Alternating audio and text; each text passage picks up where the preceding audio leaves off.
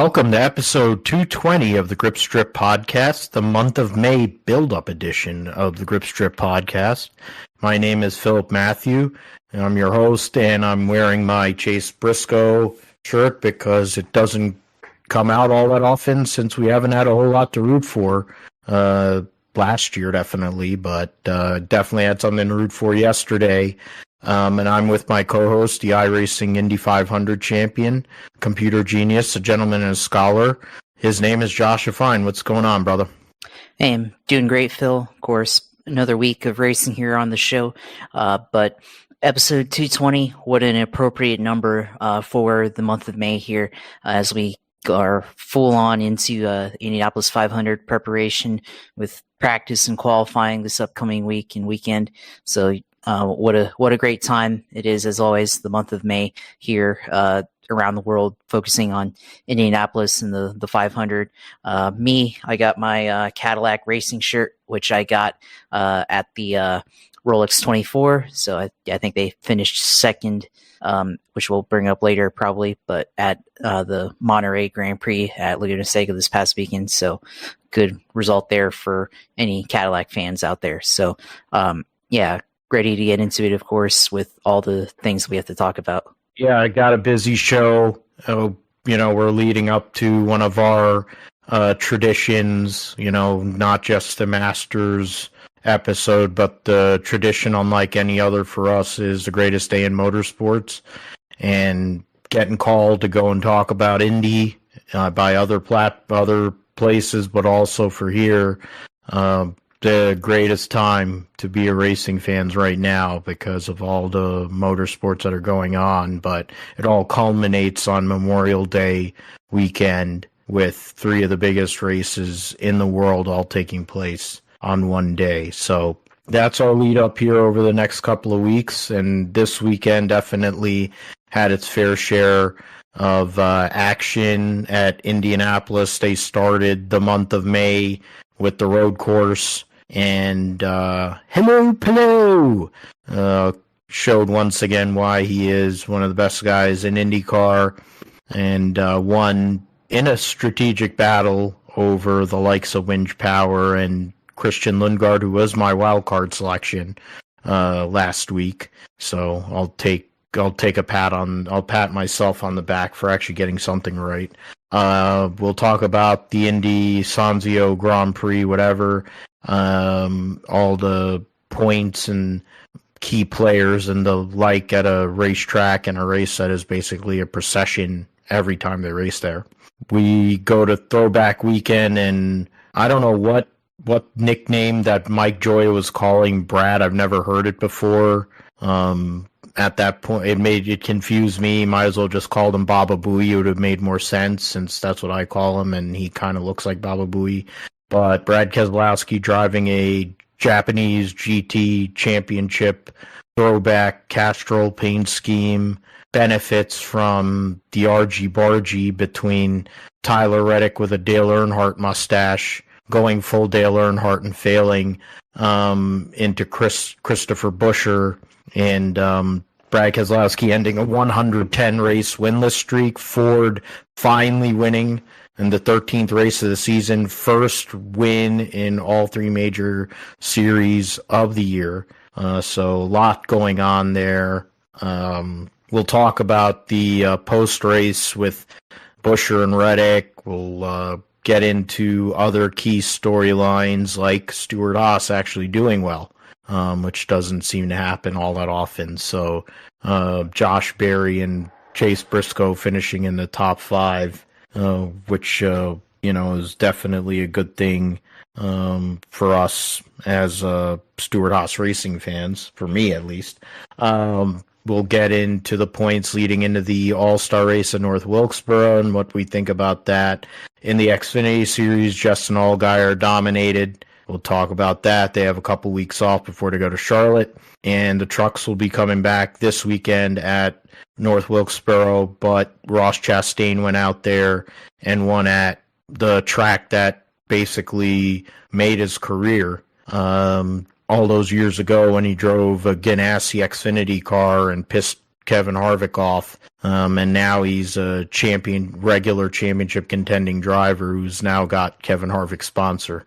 So, pretty interesting how that all works out. We'll talk about all three major series there.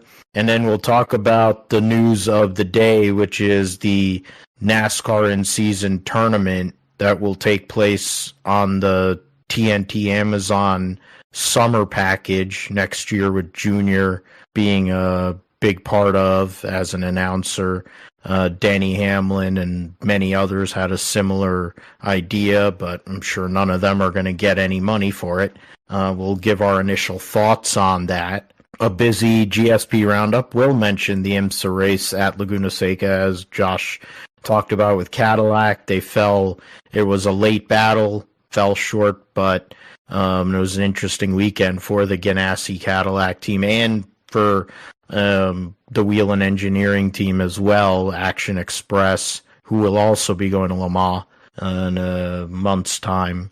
We'll get into all that. For IMSA, the WEC was at Spa and a first-time winner, but big-time result there in the hypercar category. MotoGP at Le Mans saw a battle amongst Ducatis. What a shocker. Moto2, Joe Roberts gets another top 5 finish, but loses the points lead, but he's still up there.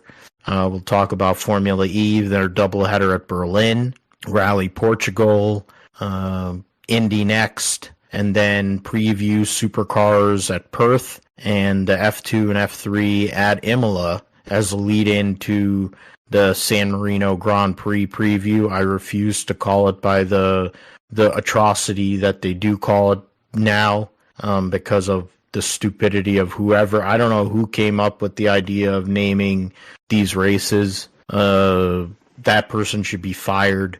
They're probably overpaid and probably just as useless as Michael Massey was.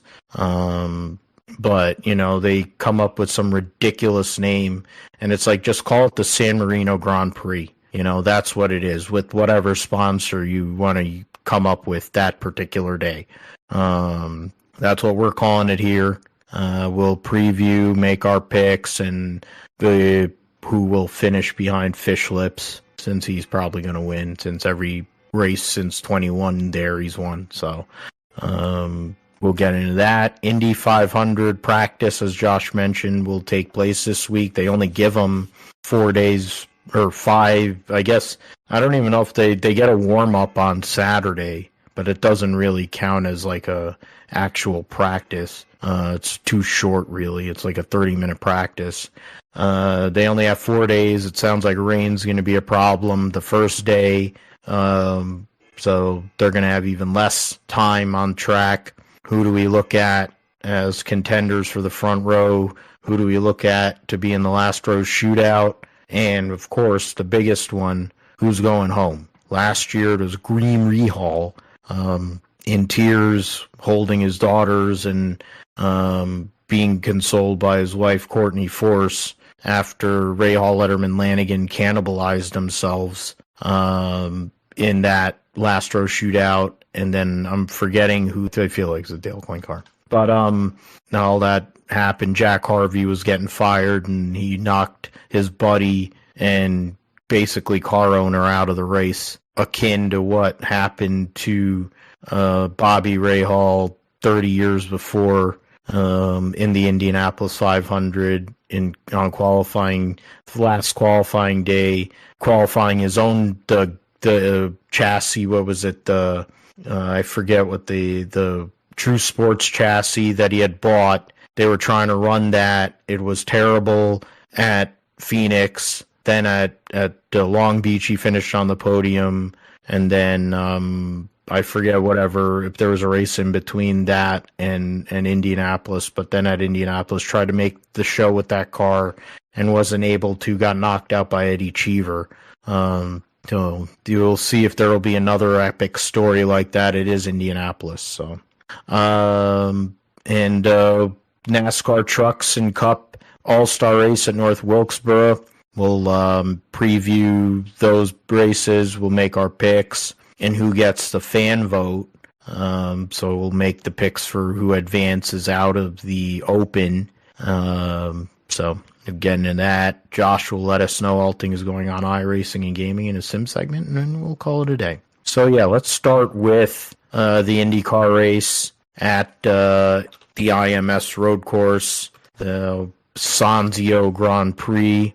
And as I mentioned, hello Palou, getting the pole on Friday and then winning the race over Winch Power.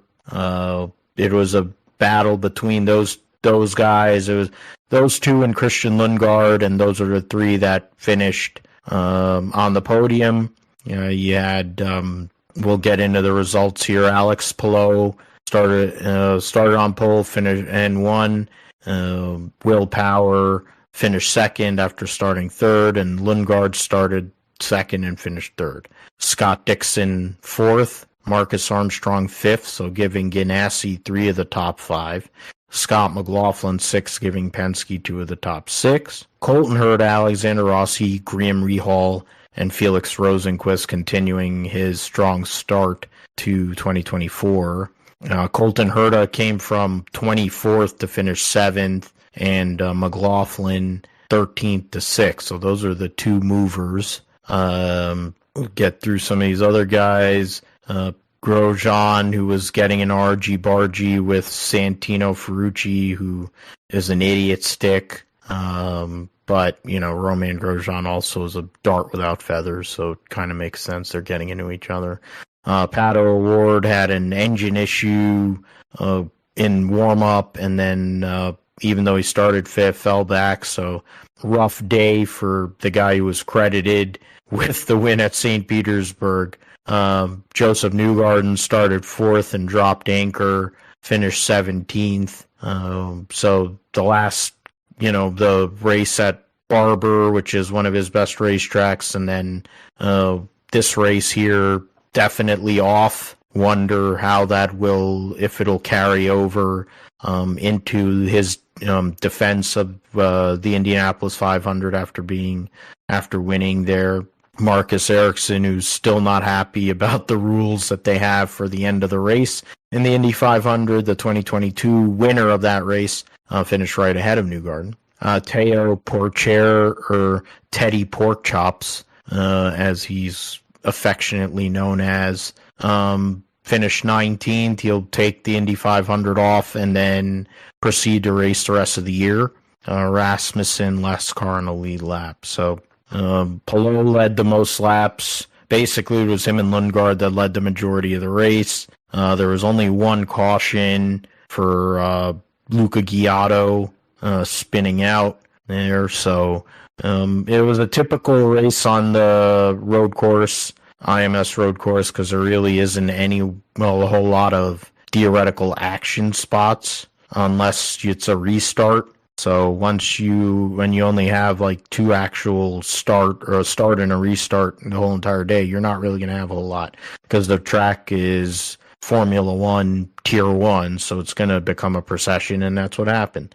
If they used the old Formula One circuit and ran through Indy Turn 1 wide open, which I don't think they want to do because of obvious reasons, but that would probably help. I think if they would probably, and I saw it, I forget who I saw it with on the socials, that if they just made it back to the original course that they used with that little Mickey Mouse corner there, and then they had the left chicane, that might help a little bit. I don't know, but it's not exactly the most challenging course. It's flat and featureless. There is hard braking zones, but really it's not. You really have one or two passing zones at most on the racetrack, and then once they spread out, it's very hard to follow. So in the end, though, Alex Palou gets the victory and takes the points lead by 12 over Power going into the Indianapolis 500, and Palou has done a lot in these last 3 years, ever since he's came to IndyCar, really, but over the 2 years he's won championships, he's established himself as somebody who has the ability and has the opportunity, being that he's at Ganassi, to possibly reset some records. And the one thing that's missing from his resume is an oval victory. And if there's one oval victory that you want in IndyCar, it's the one that's coming up in a couple weeks' time. And Palou set new 1 and 4 lap track records last year in qualifying, probably had the car to beat, had an issue on pit road, had to come back and made it back to 4th. But he wants a chance to get that Indianapolis 500 victory for Chip Ganassi Racing, and going out there and winning this past weekend doesn't hurt those chances at all there, right, Josh? Absolutely. And I think, for Palou, this is starting off exactly how he started off last year in the month of May, by winning the Indianapolis Road Course Grand Prix first, and then he went on to win the pole at Indianapolis, and now wasn't able to finish the job by getting the triple, I guess, not triple crown, but certainly getting kind of the grand slam for the month of May in the Indianapolis 500 last year. And so now this year, with what he was able to do on Sunday or on Saturday, be able to win this race. Now, with how strong Penske, or with Ganassi cars, but with Ganassi cars at Indianapolis, especially in qualifying trim, has another chance to go get that pole and then win the Indianapolis 500 potentially. So starting off exactly where he wants to here. So, and he took the points lead as well. So that, which is, I think, is icing on the cake for him. So very good effort there at the road course. Yeah, like you said, not very much in features for the road course. There's only 2 passing zones, the first turn and then the turn after the backstretch straight there.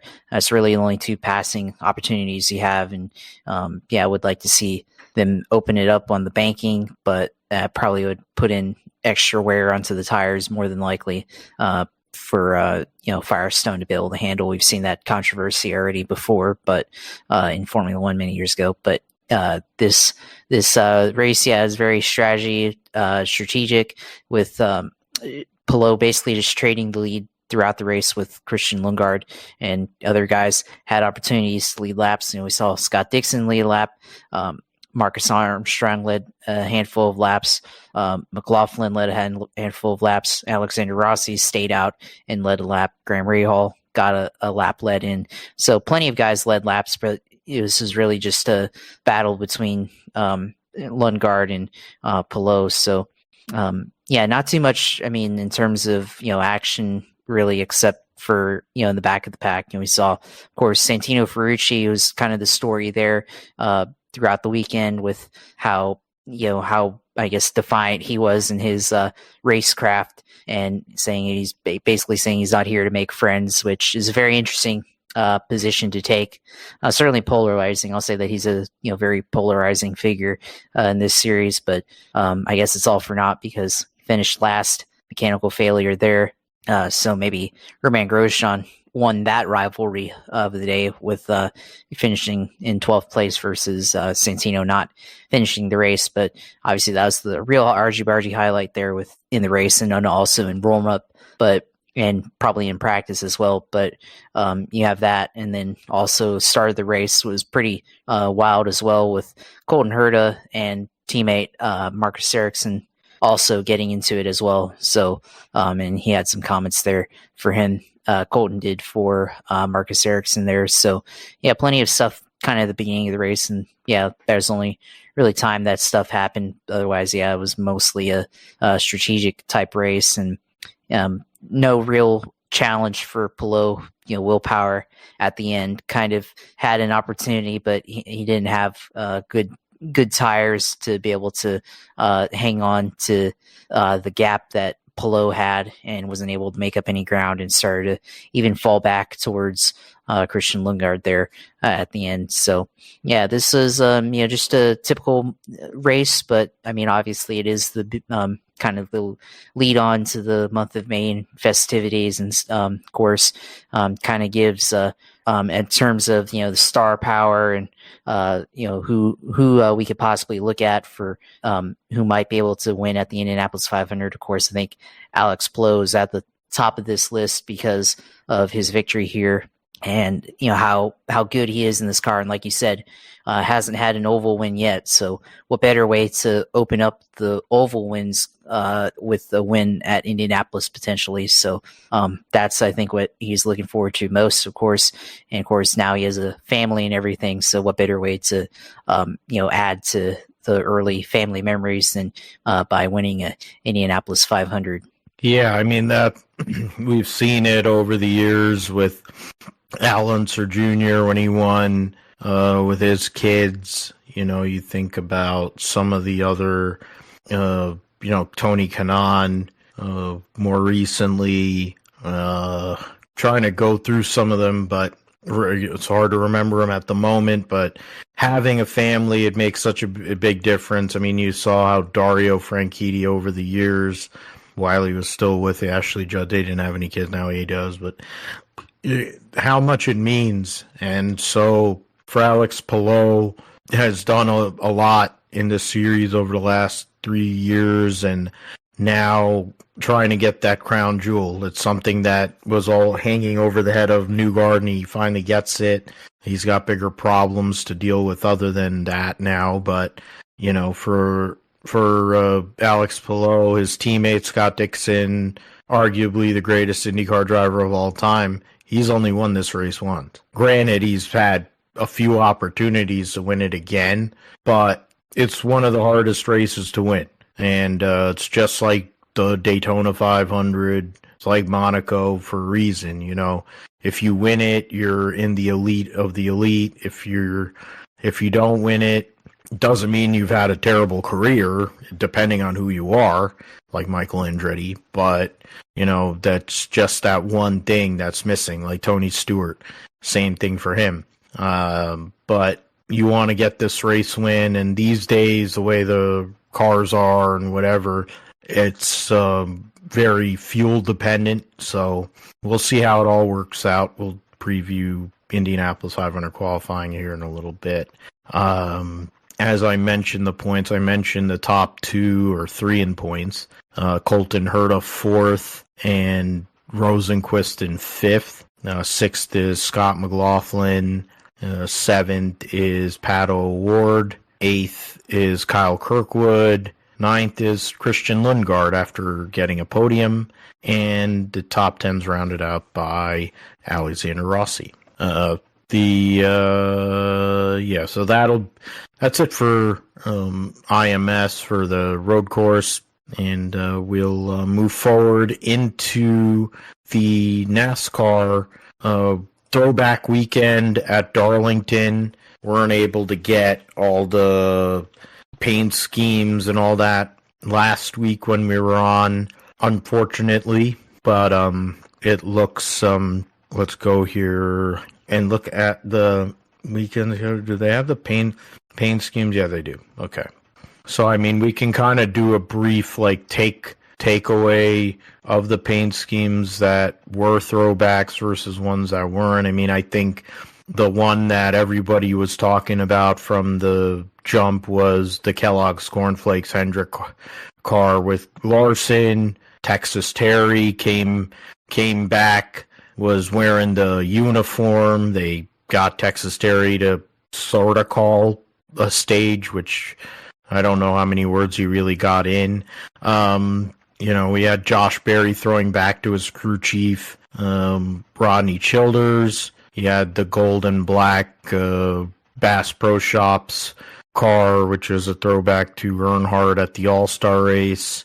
The Busch Light car for Chastain, I guess, is from a few years ago with whatever their design was for the can. Gumby didn't have a throwback. We mentioned Brad Keselowski. Corey LaJoie threw back to himself. No throwback for Kyle Busch. William Clyde Elliott II throwing back to Junior. They could have done a little better with it, though, I think. Nothing for Gagson or Hamlin or Blaney. Chase Briscoe throwing back to his dad and his grandfather and their sprint car paint scheme. Kaz Gralla driving a Bud Moore Parnelli Jones throwback there, so that's cool. Trans Am car. Kraus, no. Same for Christopher Buescher. They're saying it is a throwback for auto owners insurance. I would have never known that, but they're saying it's a throwback to when he won the Southern 500 a few years ago, so I guess so. It wasn't impressive by any means. One that definitely was a fail was Chris Bell. I said it, they could have run any number of paint schemes from Matt Kenseth, like you could have run his championship scheme for all I care. Like, how many years you had Matt Kenseth in a dual car and you can't figure out one to run? That's a joke. But Gibbs basically mailed it in, but that's usually what they do. The Glenwood throwback for Harrison Burton. I thought that Joey Logano was supposed to have a throwback scheme, but I guess they backed out of that. Nothing for Bubba. When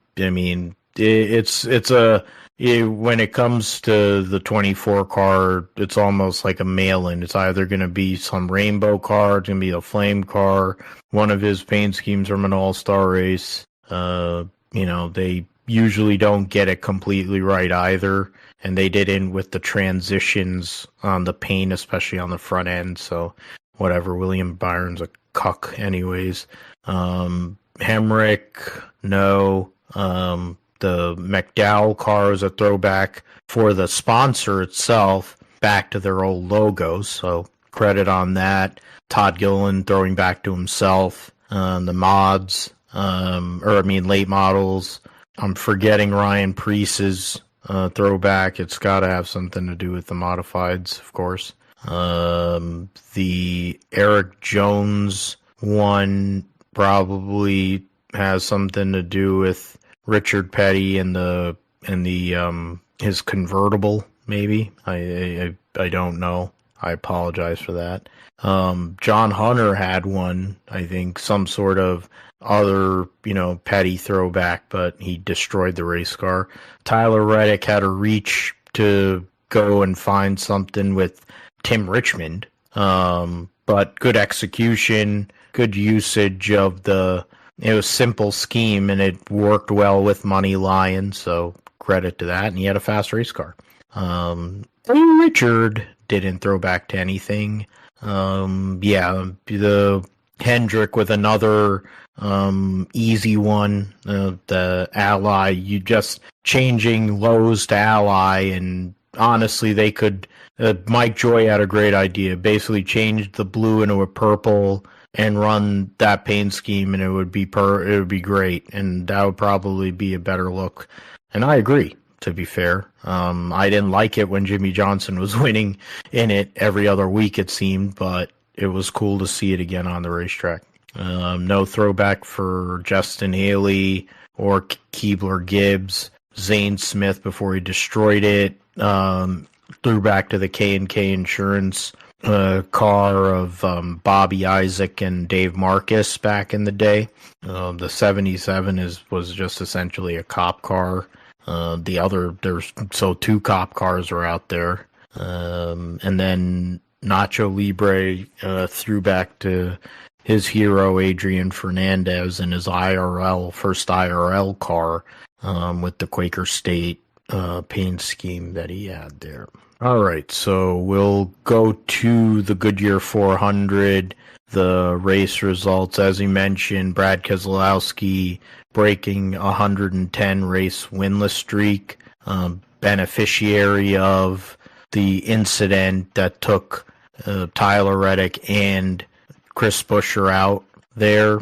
Brad Keselowski finished third and second in the stages, led 37 laps, gets the win, of course, locks himself into the playoffs. Keebler Gibbs started fourth, finished second and third, stage 1 and 2 respectively, led one time for 34 laps, and gets a second place finish, probably, I think, tying his best finish of his career, no pun intended.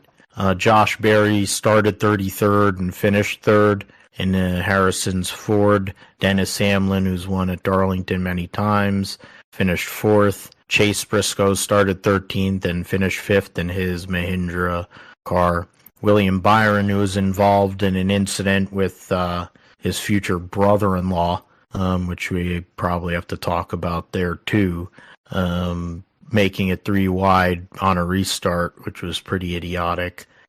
Finished 6th, Bubba 7th, Bowman 8th, Justin Haley finished 9th after starting 28th in the 51 car, and McDowell, a few days after making the announcement that he's going to go to Spire Motorsports next year to take over the 71 car on a multi-year deal. First race after that gets a top 10 finish. Chastain finished 11th, Clyde 12th, he started 31st. Christopher Bell finished 13th after what it was basically a terrible day for him. Gagson started dead last and finished 14th. How many cars were on the lead lap? In the end, 28 of the race's 36 starters were on the lead lap. The people that were laps down or had issues, Kraus, Buescher, and Reddick, we know that.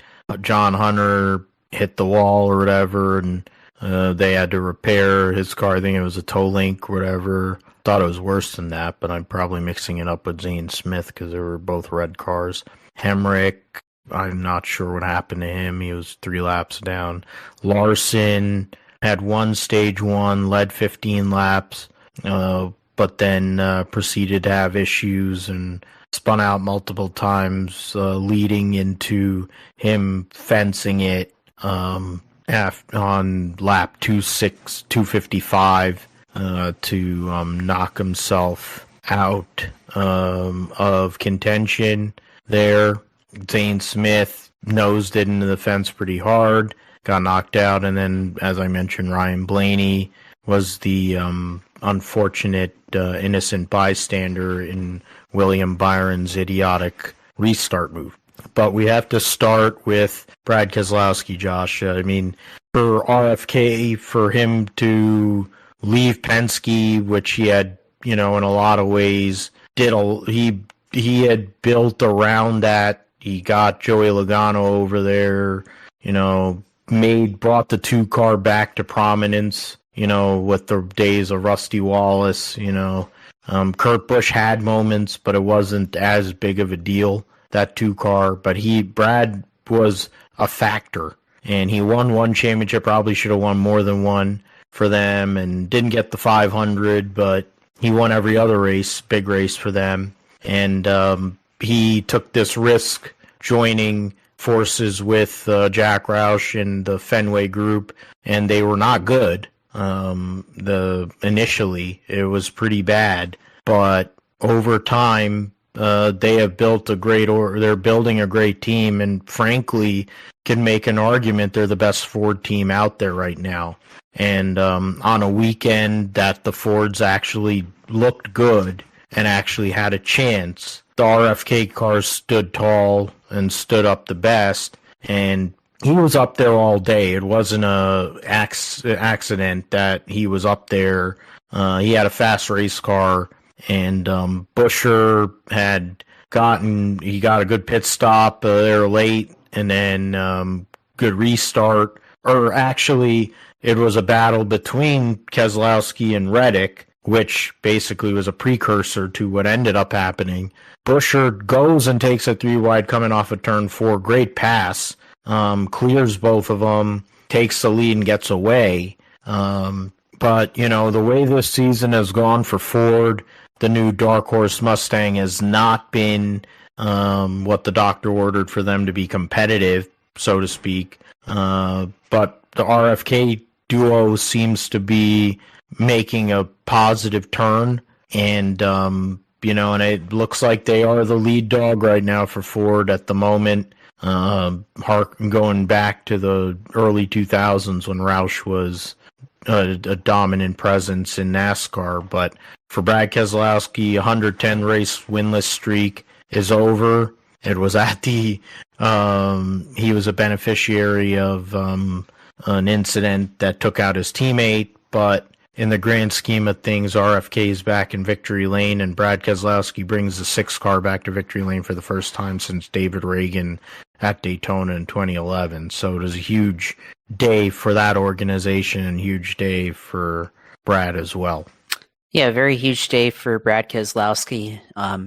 Finally, the investment that he made late 2021 to take over and grab a share of Roush Fenway Racing at the time and add his name to that.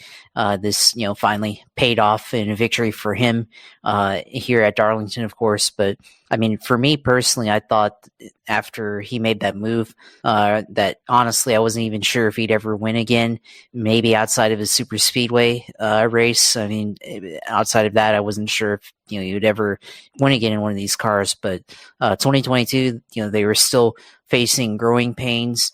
But slowly but surely as an organization, they began to pick up steam. We saw Chris Buescher have success in 2022 and 2023. And then Brad Keselowski last year began to have better results over time. And we saw that there was still ability in that car for them to be able to run up front.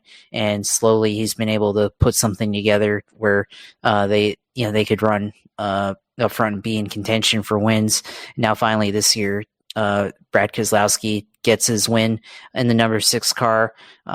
And Throwback team, which is ironic because it's a Toyota supercar, and putting it on a Ford, kind of interesting there. But still, it's more of a throwback for the sponsor. But still, well done Throwback there. But was in position for the win there with his teammate Chris Buescher and Tyler Reddick, former BKR driver, by the way, getting in it as well late in the going there with 6 laps to go. And of course, Brad was already ran up front. Was fighting hard with Tyler Reddick with about 34 to go, which opened the door for Chris Buescher to take the lead there. So for Brad, this is a very good opportunity for him. Of course, he's been a past winner at Darlington as well, so it fits for him. Also, the fact that this is a type of race that he could have won at anyways with this track and this car, the tire package. I think it very, very much fit him for this race. So they ran up front all weekend. So well deserved win for him. Of course, very throwback type finish. Of course, kind of reminds you of some old finishes like 1986 at Richmond when Dale Earnhardt and Darrell Waltrip got into it late and took each other out. And that opened the door for Kyle Petty in a Ford to win. And now Brad Keselowski here in 2024 in his Ford with Tyler Reddick in his Muzzy and Chris Buescher getting into it. And now Keselowski gets his win. So, for Keselowski, great win for him. Of course, it also, on the other hand, sucks for Chris Buescher. Of course, very emotional still about what happened to him last week at Kansas, and then this week getting taken out by Tyler Reddick. Although, of course, when you have a grown man talking about not having a sticker on his car, it does seem a bit childish there. So maybe a bit overblown on that. But of course, a win is a win, and it enables Reddick to try and do stupid moves like what he did in turn 3 and 4 and take out Chris Buescher there for the win. Although I think if he would have been more patient, I think Chris Buescher's handling was going away late, as you could see him struggling trying to cover the spots and aero block in the turns compared to how Tyler Reddick was handling late in the going there. But yeah, great battle throughout the day for those 3 cars, kind of the class of the field, I think, being able to run up front the whole day and get the win for Keselowski. So, yeah, very typical Darlington race in terms of it being harder to pass. And, of course, with this car, very much amplifies that it's even harder to pass. But still we saw things happen up front, and we still saw kind of a classic finish there at the end. So very, very throwback race when it counted there at the end. But I liked how there were still some teams that did the throwback. Of course, Kyle Larson, I think, had the best throwback there, and at least the throwback car won. But I think a lot of these teams that didn't run a throwback scheme, really unfortunate that they didn't. Guess the concept is maybe kind of going away, or we're having less sponsors that don't have anything to throw back to. But I think in the end, everybody should put in an effort. But at least we saw a very compelling race there yesterday on Sunday. Yeah, I mean, Gibbs over the years has done a poor job. I mean, Hamlin, this is one of the first times I could think of that Hamlin hasn't had a throwback, but usually he has sport clips. I guess he'll have sport clips in September, but I should just have it the other way around. But I know Truex has kind of mailed it in over the years, and the 20 car has been hit or miss. When they had Eric Jones, they seemed to have some schemes, but since they put Chris Bell in the car, it doesn't seem as much. And then Keebler, whatever, fuck him. He gets us all right. He gets how you have a lame paint scheme for all the money that those bastards have. But yeah, like Hendrick, at least they've got all these iconic schemes. They ended up basically they got it right with Larson. It's hard to screw up the Jimmy Johnson scheme. And then the Jeff Gordon one, I've already seen that I don't know how many times. So I mean, and the point is, you just have a fucking cake eater driving it. But that was one piece. I mean, the Reddick incident, I mean, they mentioned this, and it's interesting. Chase Briscoe went and cleaned Tyler Reddick out at Bristol in 2022 in an absolute complete fail mission to try and win that race on the dirt, and cost Reddick a chance at his first career victory at that point. It had similar feelings and thoughts there, but what is it? Briscoe went and walked down and, probably would have gotten nut punched because it's Tyler Reddick. But he went and they talked it out, and he handled it pretty well. Buescher was emotional, and so was Reddick, but I gotta say that both guys handled it pretty good. I think for what it was, I mean, who knows, maybe Buescher will send Reddick during the All-Star race. I don't know, like he'll send him at some point later in the year. But I think that emotion, that real, like what it means to actually win a race. I mean, it means a lot to win a race in the Cup Series, let alone winning at Darlington. But Buescher was definitely pissed, and he had a right to be, and Tyler Reddick agreed. I mean, I don't know what was the bigger fail, that move attempt or his Tim Richmond porn stash that not only did his fiance was mortified by, his own son basically said it was god-awful. So, I mean, he probably should have gotten some wrestling moves and chair shots from Bo for that horrible mustache, but I mean, they ran fast most of the weekend, so who knows? If he had won, I think he was keeping the mustache. So now that he did what he did, I'm pretty sure he's going to get rid of it. So there was that incident. The William Byron one is another one, Josh, that we have to look at, because the irony in all of it is he's the significant other of Ryan Blaney's sister, Erin, and they're engaged to be married. And William Byron has had instances of brain fade, and it seems to happen a lot around Blaney, the defending series champion. So there's a couple of dynamics. One, of course, being rivals on the racetrack. Two, essentially being family. You can't let family get in the way, and we've seen it over the years. I mean, the Bodine brothers ran over each other at Indianapolis.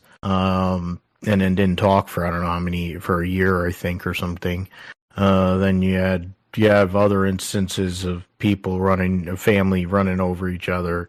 But do we see anything with that? The Blaney says Byron has one coming, but Blaney is a lot like, and they said this on the morning drive actually, that he's a lot like Truex, and that he'll say something, but in the end, there's really not an execution in terms of actually going out there on the racetrack and using the car as a weapon.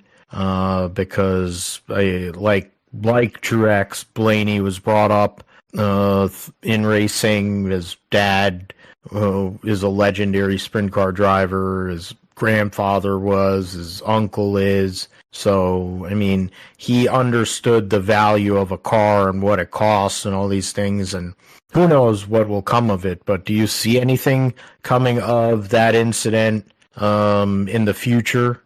No, I don't think so. I think Blaney's just one of those drivers that kind of gets a little emotional in the car when people don't race him the way he feels like he should be raced. You kind of saw it last year with him battling Ross Chastain for the lead while he was in the lead for the championship, and you saw him try to give a couple of shots to Ross Chastain there, and calling him stuff in the car, and we saw him get emotional with Denny Hamlin last year at Homestead late in the going when they were battling each other, and then Hamlin wrecked, and Blaney had his comments there. So I feel like this is more of a one-time thing. Maybe not. Maybe they have something going, but I think considering their mutual connection there with his sister for Blaney, I think probably blow over pretty quickly for the most part. So I don't think anything will really come out of that. It could, but I doubt it. But I mean, yeah, Blaney is mostly a calm guy. I mean, it is interesting to see him get fired up like that in the car, but I guess the right type of incident will do it for you. Plus, he hasn't really, he's run okay out of it. He's running probably the best out of the Penske cars, but certainly hasn't had a real shot at winning so far this year for the most part. So that's probably adding on to the frustration, especially trying to follow up his championship there. But Byron, of course, kind of runs like that anyways. So making, stupid moves and stuff and everything like that. So didn't get,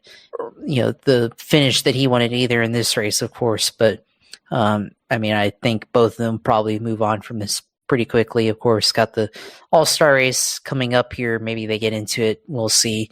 But I don't think after, throughout the summer, I don't think anything will come of it. But it does make for an interesting storyline throughout the week. And, throughout the next couple of weeks, maybe we see they'll definitely focus on it throughout the summer if they're near each other and talk about it. But, again, I don't think anything will come of it after this week at Darlington and the All-Star race in North Wilkesboro. Yeah, you're probably right on that. But it's nice to come up with a story and a controversy and whatever because of the racing product that we have at times. So apologies from me for my cashew eating, but I'm hungry. And I went back to the gym for the first time in a while, so I'm hungry. It's my show, so whatever. We'll talk about the points here.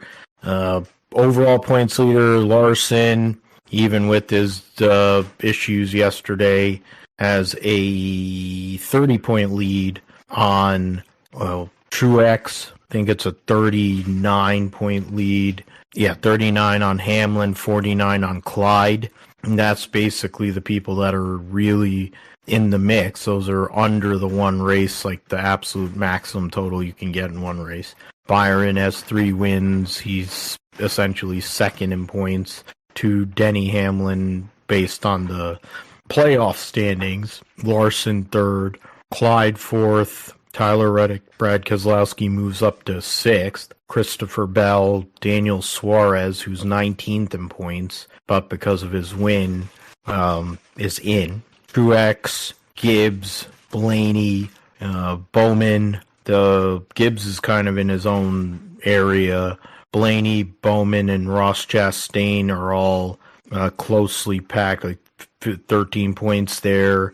Then you have Buescher, Kyle Busch, Briscoe, Bubba Wallace. They're all those drivers are separated by 15 points. So the Christopher Bell, because he has a win, he's safe, but he's also in that mix too. So that's a close battle there for the cut line. You have the likes of Bubba Wallace, who is 6 points out of the cut. Joey Logano, 30 points out of the cut. And then it gets a little bit more difficult for guys like Gagson and Barry, who have had penalties and brutal starts to the year. Both of the front row motorsports cars, all of the Spire cars, both legacy cars, and 3 of the Stewart-Haas guys. We'll see how that all works out. This coming weekend, they don't have to race for points, so see how that all works. The Xfinity Series race was the Crown Royal Purple Bag Project 200 at Darlington, and Justin Allgaier won both stages, started 7th, won both stages, led most of the race, and took his 24th career victory in the Xfinity Series, tying with his car owner, Dale Earnhardt Jr., for career victories in the Xfinity Series. Allgaier over Hill, Custer started on pole, Sam Mayer 4th, Eric Almirola 5th, Parker Kligerman 6th. You could tell me what he was throwing back to. I have no idea when I saw that car. Herbst, of course, throwing back to his family. Jesse Love, Sheldon Creed doing an Ivan Ironman Stewart Toyota throwback, which makes sense because he's an off-road guy, first and foremost, being a protege of Robbie Gordon. And then Buckshot Jones rounding out the top 10. William Byron started tailback because of qualifying was rained out and came back to finish 11th. Chandler Smith started second, but ended up having struggles, being on just outside the top 10 there in 12th. Ryan Sieg finished 13th, no stage points. Alfredo was in the top 10, but only 14th. SVG in his first race at Darlington, doing a Marcus Ambrose throwback, finished 15th. The only driver of note that had issues there was AJ Allmendinger, started up front and 4th because of the points, but led a lap, but got stage points, but ended up finishing 35th. Jeremy Clemens with his Alliance Driveway Solutions car had issues. So did Ryan Ellis doing the City Chevrolet throwback. I forget who Miss Summer 2.0 was throwing back to, but she was throwing back to Dale Earnhardt. Oh yeah, that's right. Yeah, she destroyed the Budmore Wrangler throwback. Sammy Smith was an old TMC transportation. I think it probably was something to do with the sprint cars, because I know that Sammy Swindell drove the TMC transportation sprint car for many years back in the day. In the grand scheme, there's 5. They had only 2 cautions for cause. You had Deegan, and then the 28? So that's Kyle Sieg. Otherwise, there really weren't that many cautions. There was only 5 lead changes. Allgaier basically led from lap 26 all the way to the end. Sans, 3 laps? It was a dominant performance for Justin Allgaier, one that he needed, one that Junior Motorsports needed, and gives himself momentum heading into an off week prior to one of the bigger races of their season, which is on the Charlotte Oval. Yeah, Justin Allgaier comes out here and wins at Darlington, which they made note of how he has been dominant in the first half of races, in the stages throughout the course of the season so far, but hadn't closed yet in 2023 on a victory, and now finally comes out here and basically runs the table on the whole event and goes out here and wins the race. So and a very heritage throwback for them. Nothing in particular, but just what if they threw back to something for Allgaier. So finally getting a win for him in junior motorsports, of course. Great performance for him after having come so close in everything, but not going through until now. So Allgaier gets the win. It's very uneventful race, even for Darlington standards. He didn't even have that many cautions here, except for Haley Deegan and except for the 28 car Kyle Sieg. So nothing really happened there. And I was expecting Carson Kvapil. I thought maybe he would have a shot for the win, but finished or started in I think like 13th or whatever, and never made his way up through the field like I thought he would, and ended up finishing in 19th there. So not a good performance, but of course track position matters, and we saw that with how the race ended up.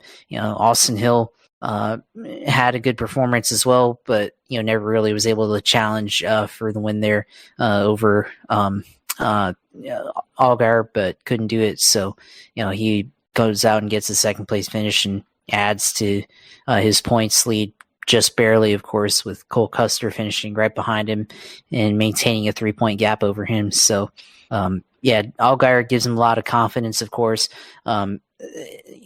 Last year didn't win until Charlotte, so very similar time frame for him between starting out the year and getting the first win of the year. So finally gets a win. So that adds for him. Junior Motorsports has a win for him and a win for Sam Mayer. So you got 2 Junior Motorsports cars in the win column so far this year. So looking for more, of course, for Dale Jr. So we'll see how it goes. But very typical Darlington race for sure for the Xfinity Series. And one more thing, Justin Allgaier obviously is probably one of his better tracks here in the Xfinity Series, of course, having won so many times over the years at Darlington. Just continues to get Darlington wins. I think this is his 3rd career win at Darlington, and last one came 2022 and one in 2021 as well. So this is obviously a very, very good track for Justin Allgaier. Yeah, it fits his driving style. Having to save tires and be very, very gentle with the throttle makes sense. The dirt racer in him, dirt background, and him being able to get around that racetrack, how rough it is.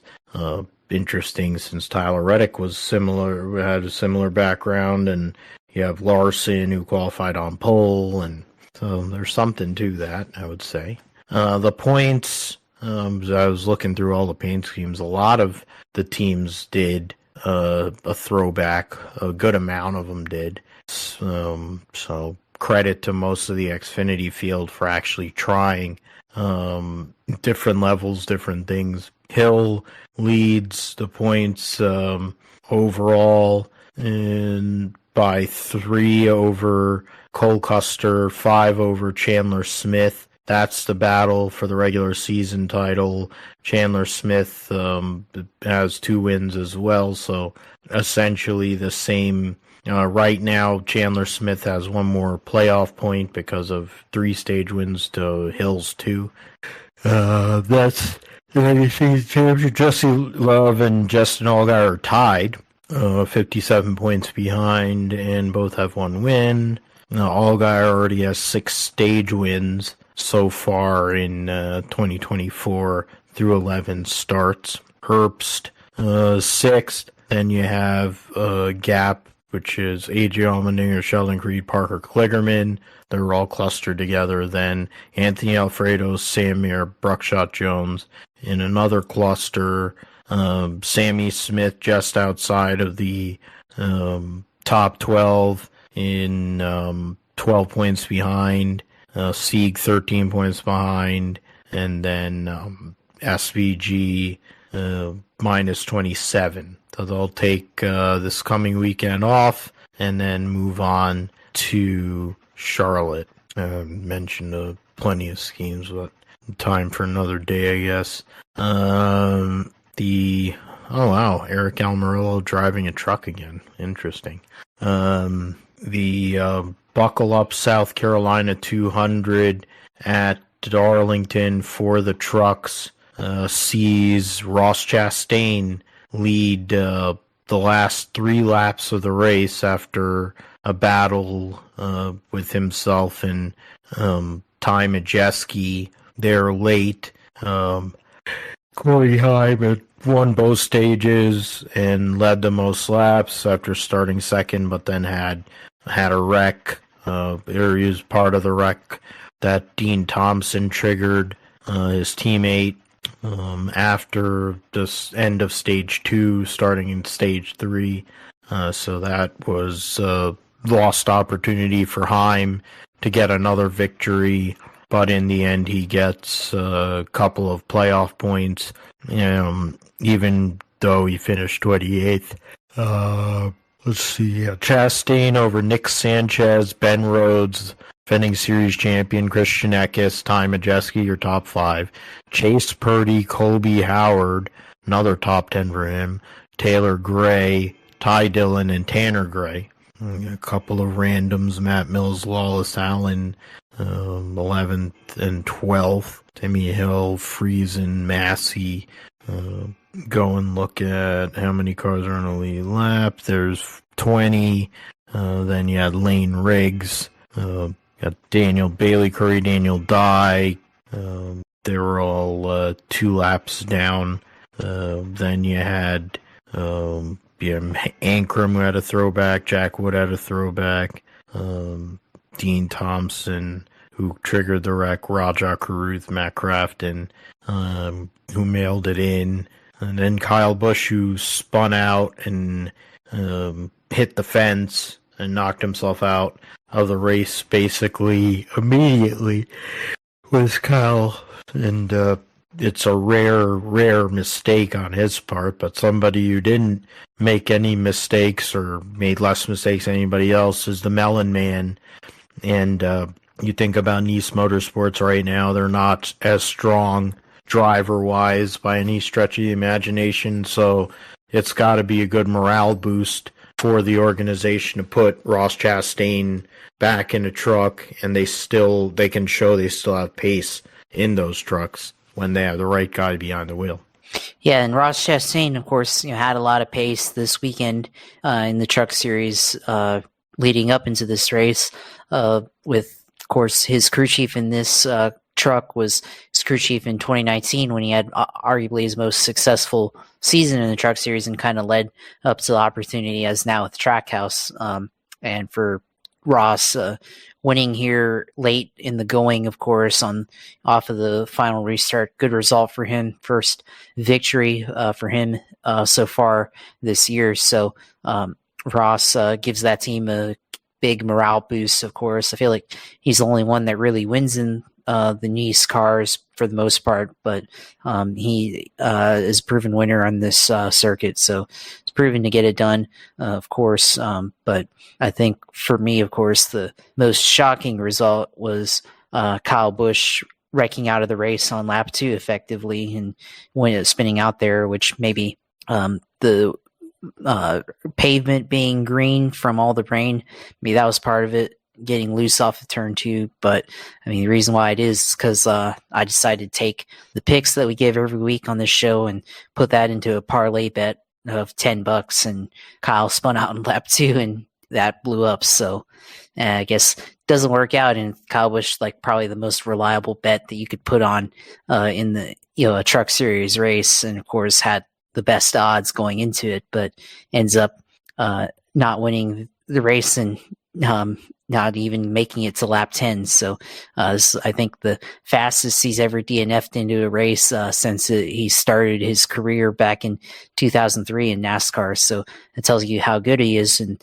how reliable he is at finishing races and everything as well. So a rare mistake from him, leading to very, very early exit there. But Corey Heim also was good in this race as well, and led the most laps, but finished 28th after wrecking out late in the going. So, this probably was the most eventful race that we had this weekend, of course. But the late caution for the 91 having an accident, Jack Wood, that led to Ross Chastain being able to get his first win in the Truck Series in a while, and first NASCAR win of 2023. So, non-contender in this series goes out here and gets the win. So good morale boost for him for sure. Maybe it helps on the Cup side with confidence. Not like he needs it. We know how he drives in the Cup Series. But for the team he drives for Nice Motorsports, they definitely needed that for sure. Yeah, and when you consider who their drivers are this year, Bailey Curry at least putting up a fight, but otherwise it's not so good. So shows they still have pace, like what they showed with Hocevar when he wasn't hitting other people. So we'll see how that goes, how many more races that Chastain can do in the truck, because of the limit that they have for on the Cup drivers racing in other series. The points heading into North Wilkesboro, you have 4 drivers that are locked in with wins. Eckes and Heim both have 2. Sanchez and Carruth have 1. Then you have Majeski, Taylor Gray, Tyler Anker, Matt Crafton, Tanner Gray, and then Ben Rhodes. Matt Crafton's plus 13, Tanner Gray plus 8, Ben Rhodes, the defending series champion, plus 5. Over Grant Enfinger, Daniel Dye's minus 20, and Friesen's minus 38. To go through this, so trying to look through. Kyle Busch, that was his last run of 2022, and it lasted 3 laps. Zane Smith's run 4 races this year.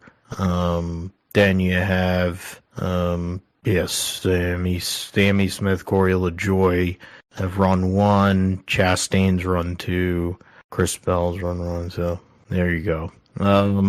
See what happens with that when we preview the trucks for North Wilkesboro. They raced there last couple of years or whatever. So moving forward into the GSP Roundup. Or no, actually we're going to talk about the tournament. So I heard about it on the socials earlier in the day. 32 driver team, whatever bracket that'll go and take place during the Amazon TNT portion of the season in the summer, which will have Dale Jr. as one of their lead,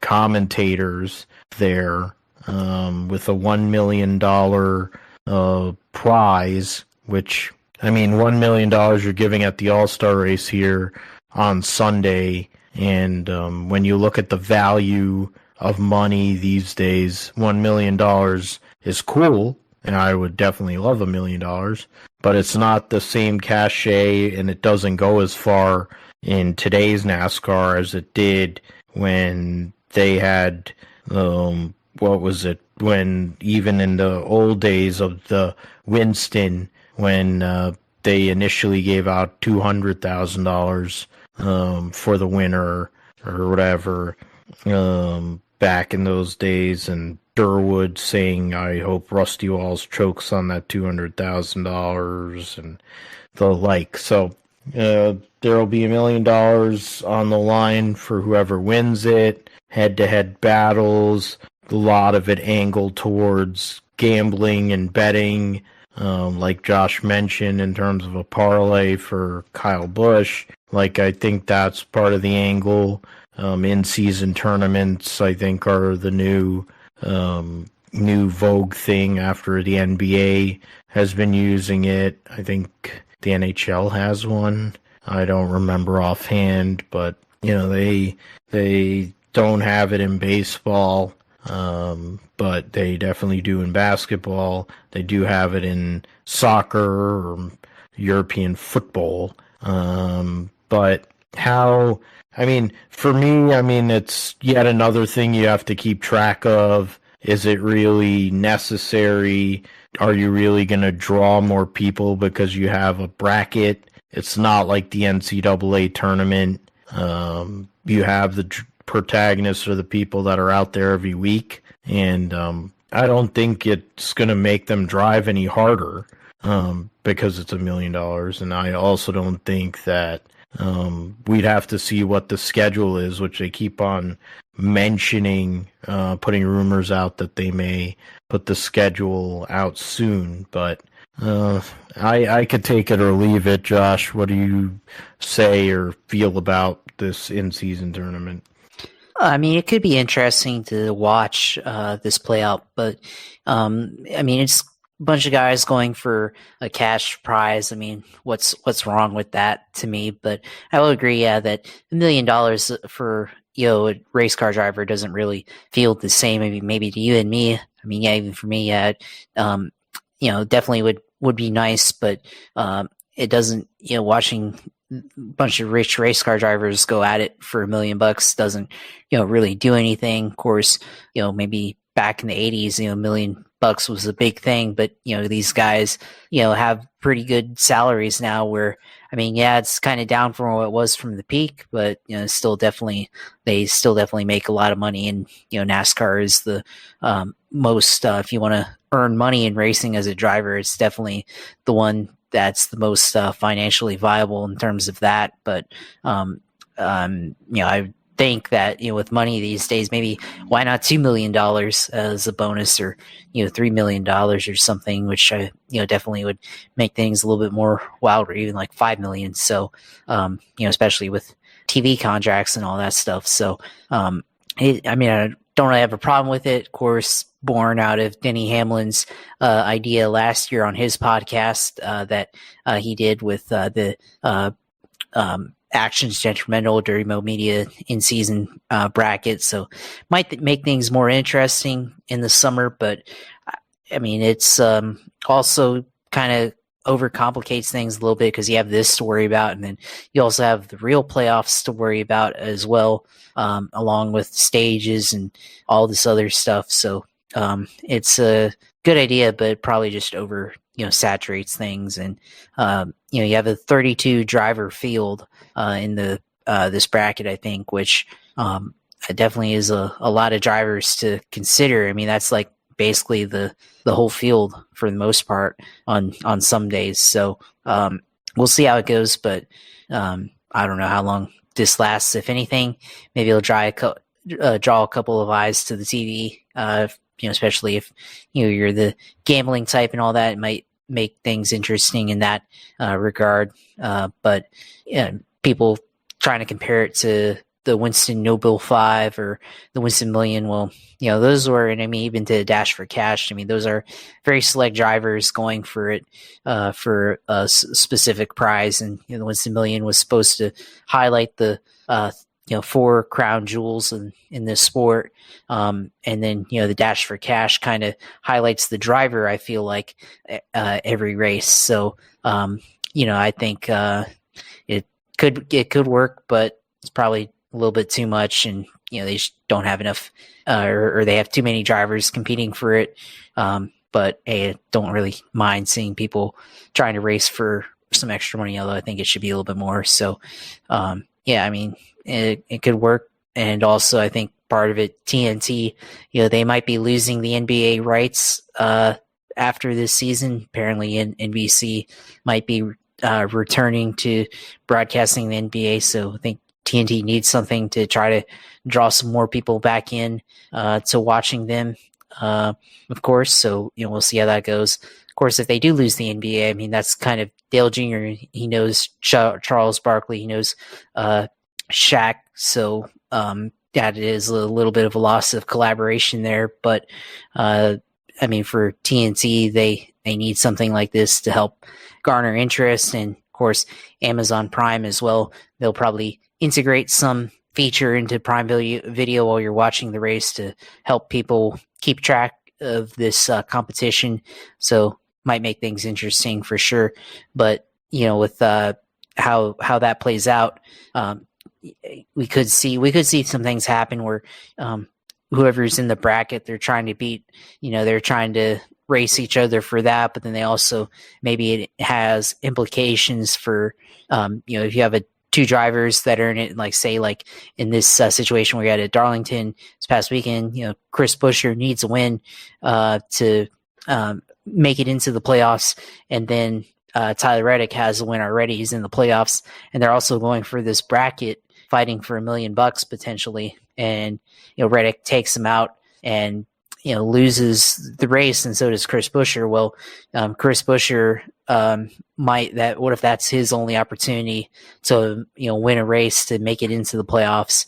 That takes him out, or another guy that has an opportunity and does something wild to make it into the playoffs, and then also try to win the bracket. So adds another layer of it, but maybe it's a little bit too much. Yeah, I guess we're going to have to see what they say, more details as we go along with it and the execution, like you mentioned, with the adding graphics, because Amazon, with their football, they do that, and they have like specific feeds and stuff like that. So maybe there'll be some specific feeds, like a fantasy channel or something, or like key moment, kind of like a red zone thing, so there's plenty of stuff to come prior to their first race, which is probably, I think, in a year's time. So they have their lead analyst in Dale Jr., but they don't have anybody else there. And then you're trying to make this format with a playoff, and you have, like you mentioned, basically the entire field. There should be a limiting aspect of it, or there should be like play-ins, to get into the main draw.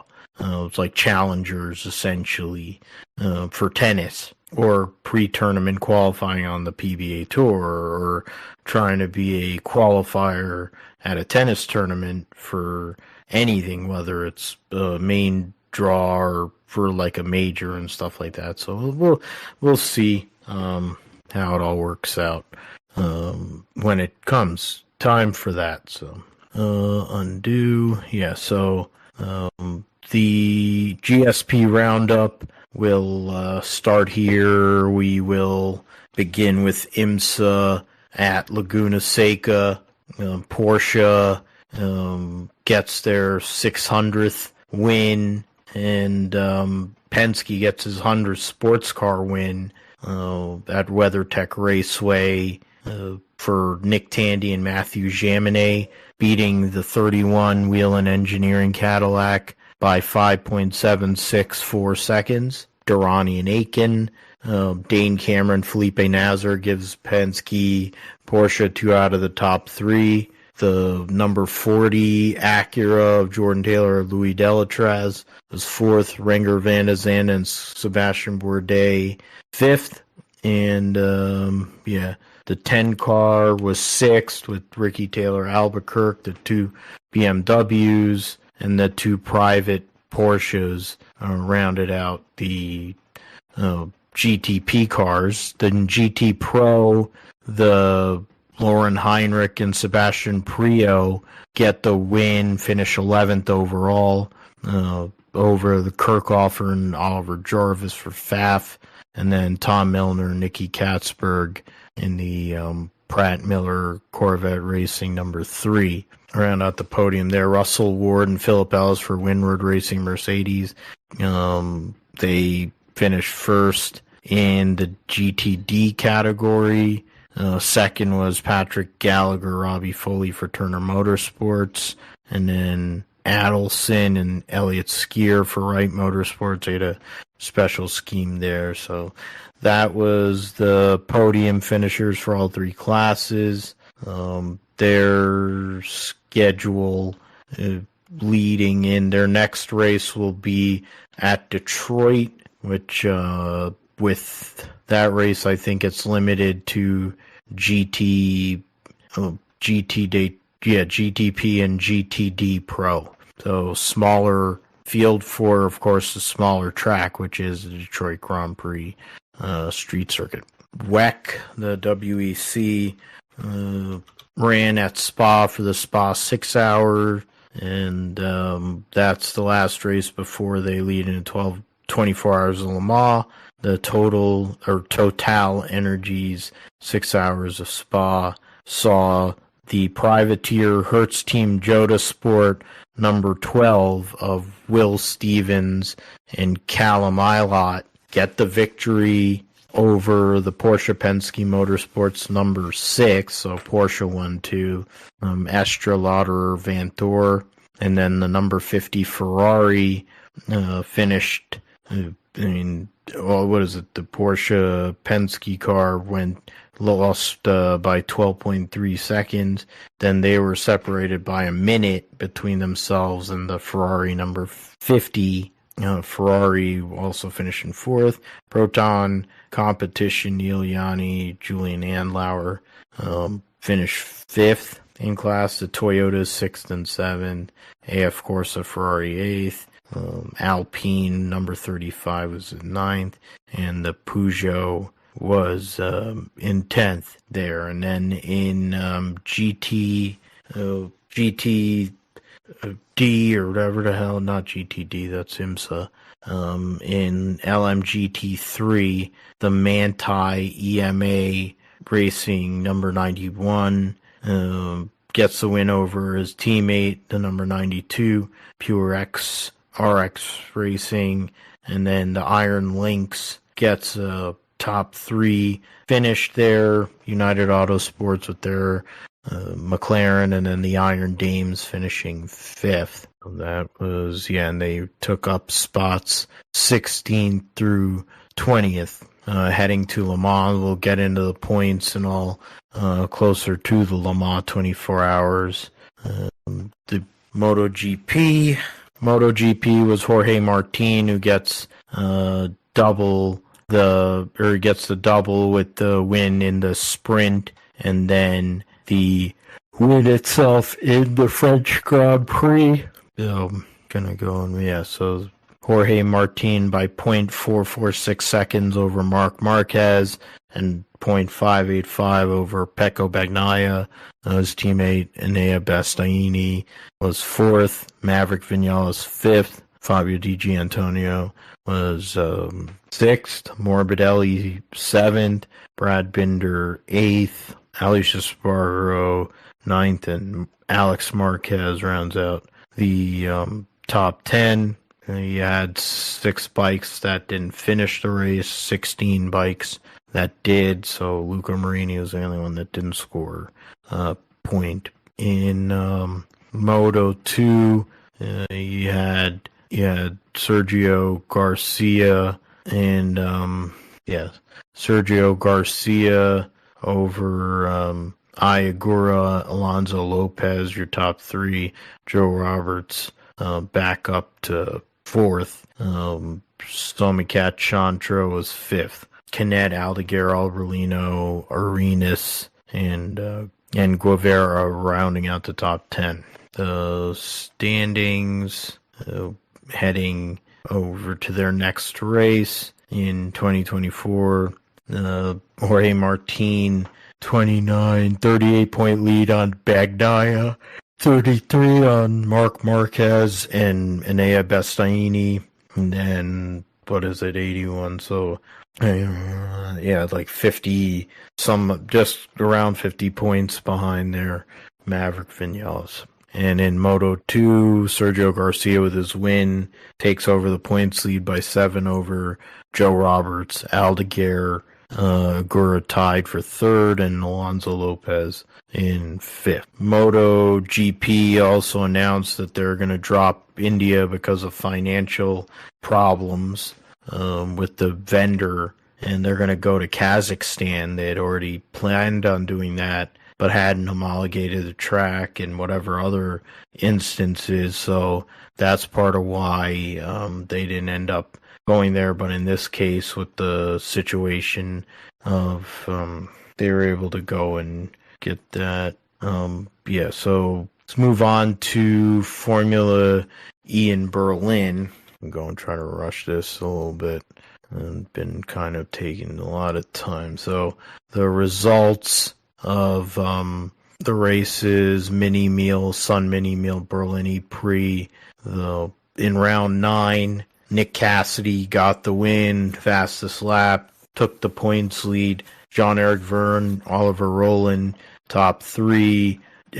Mitch Evans, defending world champion, and Pascal Wehrlein rounding out your top 10. In the second race, Antonio Felix da Costa started 10th, finished first. Nick Cassidy, fastest lap, finished second, started second.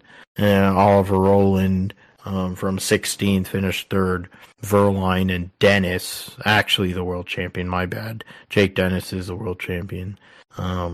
Qualified on pole, finished fifth.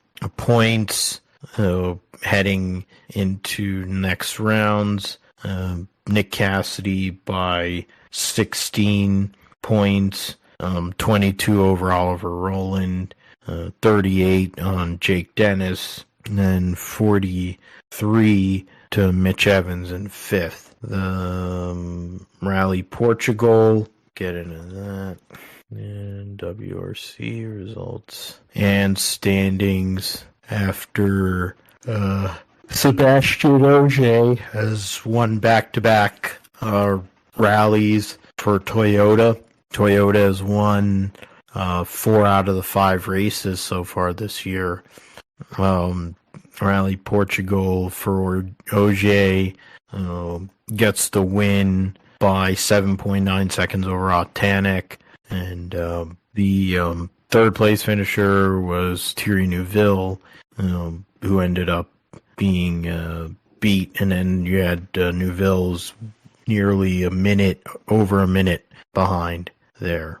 Adrian Fourmeau, Danny Sordo rounding out your top 5, and Efren Evans was 6th. The standings, championship standings, heading over next rounds, Thierry Neuville, 24-point lead.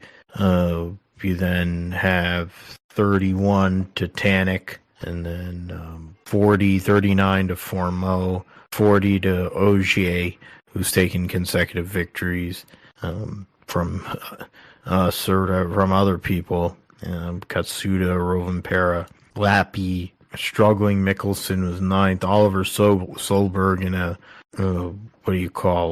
Rally 2 car is in 10th. So interesting to see that.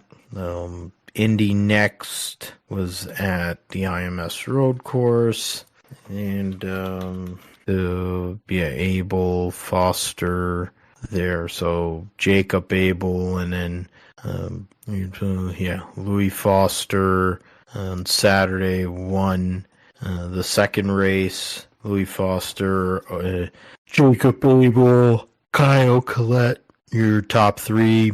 Nolan Siegel's trying to qualify for Indy 500. He finished 5th. D'Orlando, Rowe finished 6th and 7th. You got some of these other guys. Never even heard of a bunch of them. Jamie Chadwick, after a podium on the Friday race, struggled to 16th. Yuvan Sundaramurthy ran every lap but was dead last. And somehow or another is behind Lindsey Brewer in points, and Jack William Miller. Means how bad it is there. In race 2, Louis Foster getting his first win of the season. Jacob Abel by 25 points leads Nolan Siegel, and Louis Foster, Kyle Collette Miles Rowe round out your top 5. You have Collette, Rowe, and Orlando only separated by 5 points. We'll see how that all works itself out in race 2 and Indy Grand Prix race 1. Abel, Siegel, Chadwick, their top 3. Callum, Hedge, Miles Rowe round out top 5. Gold, Foster, Brown, Bogle, Niles, Coolin, rounding out your top 10. And I mentioned the points already, so that's done. So the previews are brief previews for Supercars at Perth. So Repco Supercars Championship at Perth for the Power Tools Super Sprint. The driver standings heading into that race weekend. Will Brown leads the points by 71 over Brock Feeney, his teammate. Chaz Moster third, Richie Stanaway, Matthew Payne round out the top 5. There's Will Davison in 9th. So 4 Fords in the top 10. Finally, both Penwright Mustangs have been up there. So we'll see the results of everything during the weekend. That's for Supercars. So then F2 and F3 have been on hiatus for many years there. So on start to Emilia Romagna, the first race since middle of March with Melbourne at Imola. So then you have the standings heading into the race. Browning tied with Fornioli, Gabriel Mini in 3rd, Beganovic in 4th, and Arvin Lindblad 5th over Tramnitz, Mansell, and as such. Then in Formula 2, you had, I'm trying to get drivers, go and get the standings.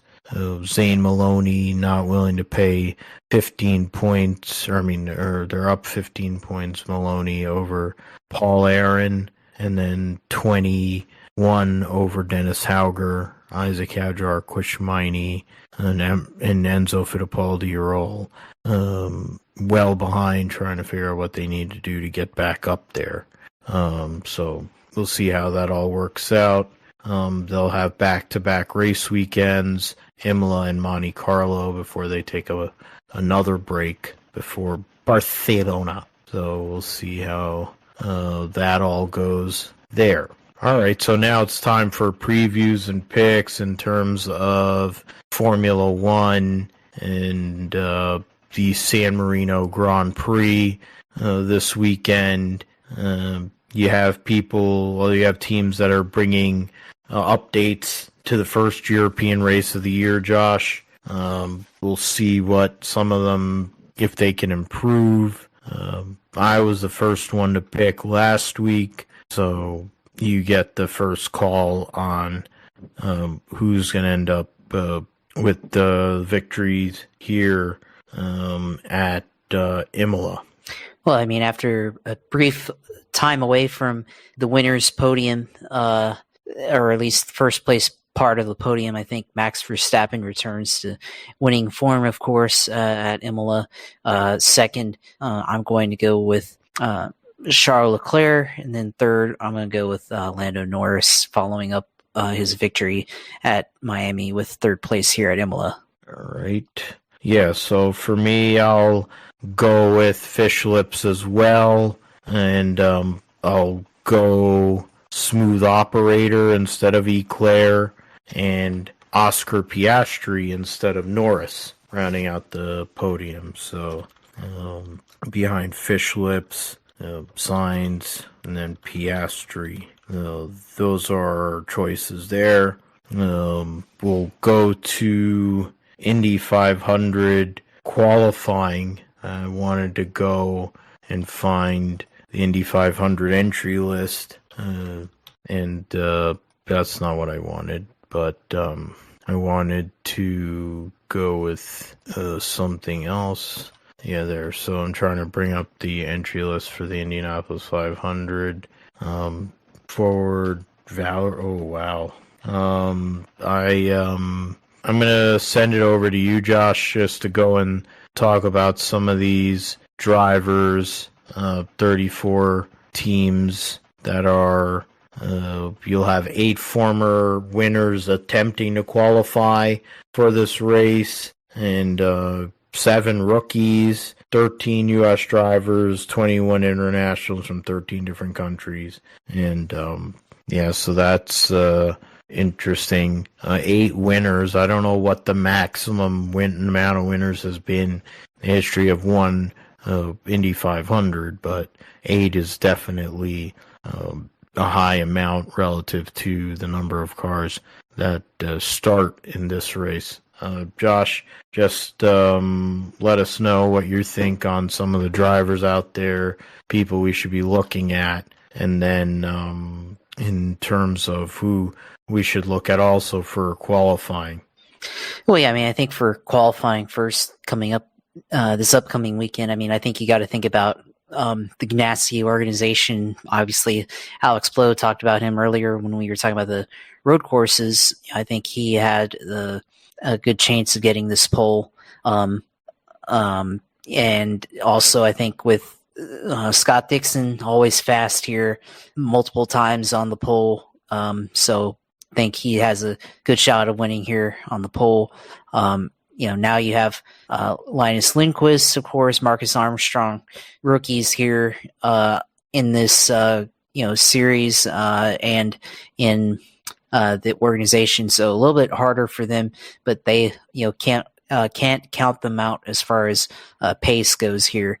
But obviously, Scott Dixon and Alex Palou, I think, probably 2 favorites to be on the pole and everything. So can't count out Will Power. I think Will Power is a good qualifier here as far as pole speeds go, but also it's going to be dependent on how good Newgarden is and how good Scott McLaughlin is. Of course, those 2 guys didn't qualify really well last year. Newgarden didn't qualify very well last year and ended up winning the race. So I think it's going to be interesting there. See how the Penske organization does in qualifying. Connor Daly always fast here. Marco Andretti is always fast. And last year, AJ Foyt Racing with Santino Ferrucci ended up being really good here, and now they have Penske support. So we'll see how they do here in this race or in the qualifying. Rosenquist been really fast with the 60 here as of late, so want to see how good he can be in this new ride. Of course, Elio Castroneves, his teammate there in the 06, coming back once again. So we'll see if the Michael Shank organization, what they can bring to the table this weekend in qualifying. McLaren, of course, Pato O'Ward, always fast here. Callum Ilott, of course, going to be his best opportunity in an Indy 500 attempt. So we'll see how he does. Rossi, former winner, qualified, made it to the final round of qualifying many times, has been fast since he started racing in IndyCar. And of course, everyone's looking how Kyle Larson is going to do here in qualifying. So qualifying for the first time in the Indy 500, of course, doing double duty with the All-Star race, and then, of course, the double on the following weekend with the 500 and then the Coke 600 next Sunday. So for Larson, I think it's going to be interesting to see if he can qualify within the Fast 12, which would put his All-Star day race possibly in doubt, depending on what time he's able to qualify at. So the opportunity for him to race here is huge, of course, but of course he has his NASCAR priorities as well. So we'll see how well he's able to do qualifying this weekend. But I mean, those guys I think are always the highlights. I mean, of course, Ed Carpenter, Rinus VeeKay, of course, always two cars that are really good in qualifying. So I think that's pretty much who you can look at for competing for the Fast 12, the Fast 6 in qualifying for the Indy 500. But I think ultimately, I think pole for the Indy 500, I think is going to go to Alex Palou. I'm going to pick him to win the pole. I think front row is a little bit harder to decide, but I will go with Pato Award on front row as well. With I'm going to go with Scott Dixon also being on front row here. So that's what I'm going to go with for pole. Who goes home? I think is the harder question because of who we have in the field this year.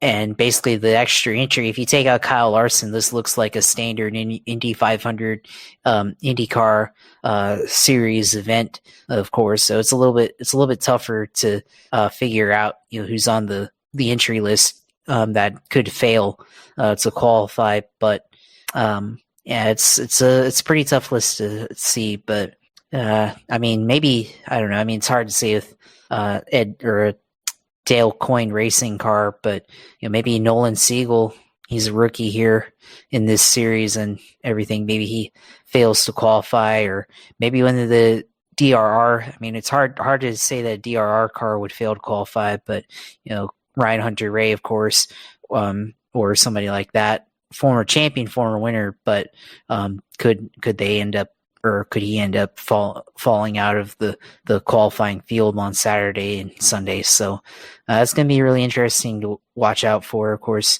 only one car failing that'll fail to make the field. So we thought there would be 35 entries here, 36 potentially, but only 34 this year. So it's only going to be drama for one spot. So we'll see what it looks like. But this is probably going to be as tight of a field as any for the Indy 500.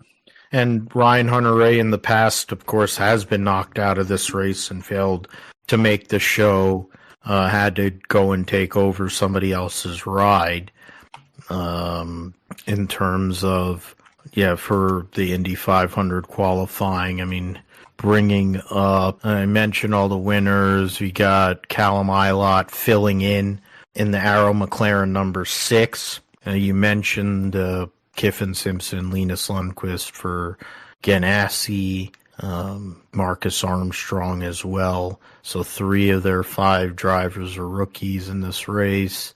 You got Root Beer Floathead and his goofy teammate with the weird name. Then you have Rahal Letterman Lanigan. That's another one that's interesting because of Green Rahal looking like a caution cone. You have Pietro Fittipaldi. He has a commercial out. That would be pretty bad if he ended up going home. And Christian Lundgaard. You have the Dale Coyne. They have Nolan Siegel as Josh mentioned, and then also Catherine Legg looking all sexy with ELF, which I think is makeup brand of some sort. You have Tom Blomqvist, who's struggled so far this year and since he's changed over to IndyCar. But they're a team that, of course, with Elio Castro-Neves is a team that has won the Indianapolis 500. They have Andretti connections. So I guess the way we would look at it is if the Andretti cars are bad, then their customers would probably have a problem too. Takuma Sato coming back, driving for Rahal Letterman Lanigan, won this race for them a few years ago. I think his presence will help. There's probably certain fundamental things that they are not going to be able to change, but I think Takuma Sato just being there, how he can boost morale, his experience could help them avoid the ignominy of going home, having somebody go home. Larson, of course, with the weather is going to be the biggest thing for him, wanting to put it in the show and early and hopefully run a time that, of course, makes it into the top, the from 10 to 30 range. Unless if he really has pace and he makes the fast 9 or fast 12, or I guess that's what it is. It was a fast 12 last year, but then so be it. But I think his angle is to try to make sure he can get back for practice on Saturday, even though he does have Kevin Harvick there, which we'll mention in a little bit there. But he wants to get the thing in the show solid and then probably fly back. And then if he has to go and qualify again, so be it. But I don't think he really cares one way or the other. Andretti Herta with Marco and Kerr Bagaginian. Wow, so you got Michael Andretti, Brian Herta, Marco Andretti, and then Kerr Bagaginian. So five different owners on that car. All those owners, and he's still not going to win the race. So who do I pick as my front row? I'm going to say Scott Dixon gets another pole at Indianapolis. My middle of the front row will be I'm going to keep on going with Ganassi. He'll go with Palou in the middle of the front row. And then the outside of the front row could be surprising, but really it isn't because of where it is. I'm going to go with Arenas VK on the outside of the front row. So I'll put that in there. Dixon, Palou, VK, front row. DNQ will be Stingray Rob for me because he sucks. And it's a stupid. His sponsor is just another. It's idiotic, probably, and that doesn't help him either. He's already a bum, but then you add that to the mix. There are a lot of rookies. I think Nolan Siegel's definitely one that people are looking at. I saw a lot of people picking Pietro Fittipaldi. There were a couple of looks at the Dreyer Reinbold cars. I think a couple mentions of Tom Blomqvist. Catherine Legg had to basically hold on for dear life to make it into the show last year. And then now she's driving for a team which is theoretically worse. So who knows, maybe with her, the Atlantic Rail cars, you don't know what Andretti or Penske's going to bring to the table. A few years ago, the Penske's were all in trouble and Will Power almost went to the house. So, but I do say even with the Penske help, Stingray Robb ends up being the guy that gets to go to church because he's not going to be in the Indianapolis 500. That's for Indy 500 qualifying. So we did that. Then let's move towards the Truck Series race there. So the Wright brand 250, right? So it sent me to... Yeah, it goes to Darlington right now. Yeah, so that's a bad link. The entry list, though, have some interesting names out there. 38 for, 34, I believe. So, yeah, there are 38 or 36. So two cars or trucks are going to go home. Brendan Queen, who's the late model standout, driving the Tricon number 1. Clayton Green, whoever that is. Sammy Smith driving the Spire number 7. Trey Hutchins making one of his limited starts. Hattori Racing Enterprises coming back with Eric Almirillo, with Richie Waters as a crew chief. That's a throwback name. Reum doesn't have anyone for a 22. Dawson Sutton he runs the Rackley War late model. He'll be making an appearance in a second truck. Willie Allen, the crew chief there.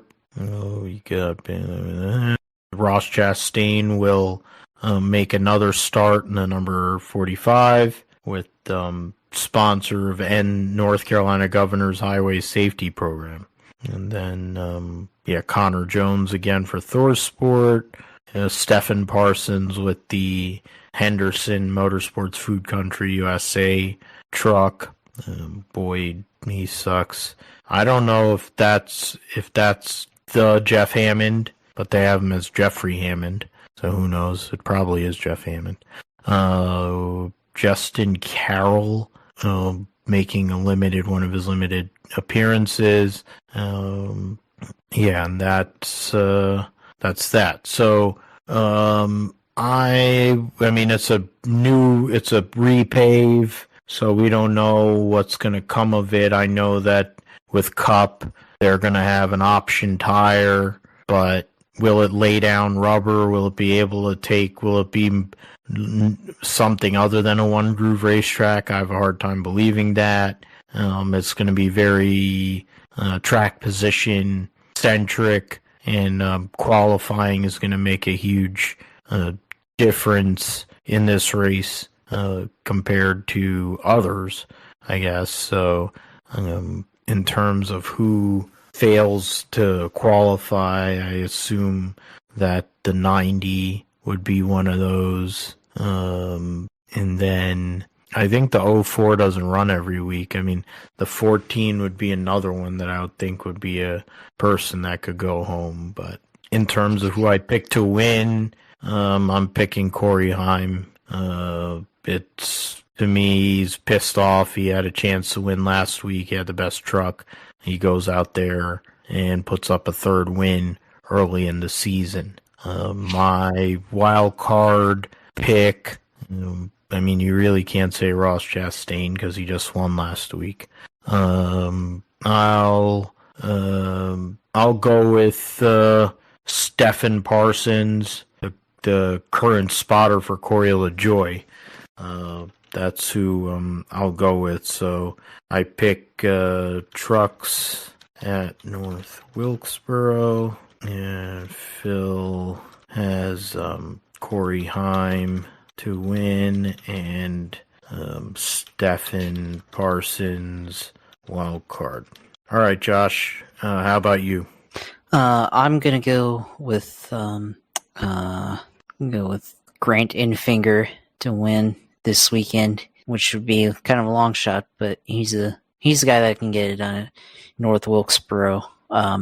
My wild card is going to be Brendan Butterbean Queen from the late models here in the Cars Tour. He's done a good job in the Cars Tour, and one of the guys that Dale Jr. talks about a lot in the Cars Tour. So yeah, I think he'll do pretty good. Which number one Tricon Garage Car finished second with Bubba Wallace last year at North Wilkesboro. Interesting there, for Bubba hadn't run trucks very much in recent years, but going out to Wilkesboro and having that opportunity there, pulling off the second place finish last year in that truck. We will move to the All-Star race. Right now, there's 17 drivers entered. The only eligible driver that won't race, of course, is Shane Van Gisbergen, unfortunately, because there was nobody who had a car, so, which I find interesting. But the entry list will start with the Open, though. The Open, you have Gumby Cindric, Austin Dillon, so Cindric, Dillon, Barry, Corey LaJoy, Gagson. It says he's ineligible for driver championship points. That can't be right. I think that's for Kaz Gralla, not for Gregson. Briscoe, Gralla, Harrison Burton, Bubba Wallace, Daniel Hemrick, Todd Gilliland, Ryan Priest, John Hunter Nemechek, Eric Jones, Alex Bowman, Justin Haley, Ty Gibbs, Timmy Hill, Zane Smith, and Carson Hocevar. Haley and Hocevar probably had the most creative and have been getting the most press from Fox in terms of creativeness with their plea to get the fan vote. But you look at some of the drivers that are in this race, anybody that has a connection to Dale Jr., you got Barry, you got Gagson, you have you got Hemrick to a lesser extent, but I'm trying to see who else. Not Eric Jones. Bowman, and I think that's Bowman. To me, for whatever reason, I feel like there's like an Earnhardt thing that's going to get him in as a fan vote. Even though he's been relatively all right, it's just typical Alex Bowman. But I'm going to say Alex Bowman is my choice as the wild card.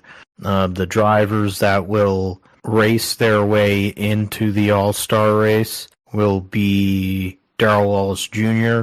and Josh Berry. So those are my picks there. So Cup, All-Star, Open, DWJ, and Berry, Advance, Bowman, Wild Card. How about you, Josh? What are your picks? I'm going to say that Alex Bowman advances, and I'm going to say, I guess we can both pick, because I kind of find it hard to believe that Bubba Wallace doesn't get out of the Open, so it's really hard to pick against him, especially, with the field he's surrounded with, but I'm going to pick him as the other guy to advance, and I'm actually, for my fan vote, I will pick Carson Hocevar. I like his campaign that he's been doing on social media, and how these drivers, some of these lower tier drivers, have been campaigning for their entry into the All-Star race via fan vote, and I like what he's been able to do. And even made some real good impressions of different drivers and personalities through NASCAR on his Twitter feed, if you saw that last week. So it was pretty creative by him, and other drivers have done creative things, but I liked his campaign video and content the most, so I will go with him as the fan vote. Yeah, that's the one underlying feeling. If it isn't like Bowman or Bubba, if it goes bad or whatever, I feel like it's going to be either, because they've been talking about it for the last few weeks, it's either going to be Haley or Carson Hocevar who make the show through the fan vote. But maybe they run fast enough. You look at Haley's had good moments when they were at Bristol. That was a top 10 car basically the entire day. So who knows? Maybe something shocking happens there. We'll go to the All-Star race, and there's 17 cars as of now. This includes everybody that won in 2023 and everyone that's won so far in 2024. So that's Ross Chastain, Larson, Keselowski, who just got in. Or I don't know, did they also include the champions too? I think it's anybody who's won a championship, but Kyle Busch, Elliott, Elliott's in it, and he just won, that's right. Hamlin, Blaney, Allmendinger. Yeah, Blaney hasn't won this year, won last year. Allmendinger won last year at the Roval. Buescher, Truex, Bell, Logano, Byron, McDowell, Tyler Reddick, Richard, and Daniel Suarez. Josh, you were able, it's up to you if you want me to go first, or because you went first on a couple of them, and then I went first for a couple here. I can go first here. All right. Well, I'm going to go with William Byron winning the All-Star race ultimately here. I almost want to pick Kyle Larson again, but I feel like his opportunity to even be in the race is a little iffy because of the Indy 500 I do think he'll make it into the top 10 or the top 12. I don't know about Fast 6, but or however it's going to work. I think he'll make it into the one of the final rounds of qualifying for Indy. So it's going to be a bit tougher for him to make it, and we'll see if he's able to, considering. But I'm going to go with William Byron winning here at the All-Star race. And given how it's a new pavement track, we have an option tire. I guess my wild card, I'm going to go with Michael McDowell. No, there you go. Michael McDowell, wild card. Yeah, so McDowell it could stand up there on it, and with all with whatchamacall, the option tire, it might suit him, might suit his team, Travis Peterson, a bunch. For me, I did this in my pick'em pool. I wanted to go Larson again, but then I was worried about, same as you, with the availability, how long he's going to be at the track, if he's going to be able to get practice or not, and the like. I also think that they want to have him make the Fast 12, so based on that, he'll make it, and then he'll have to go and run over there, stay overnight, or whatever the heck. So I figured that Hamlin gets the victory in the All-Star race. He's won the All-Star race before, so Dennis Hamlin, winner.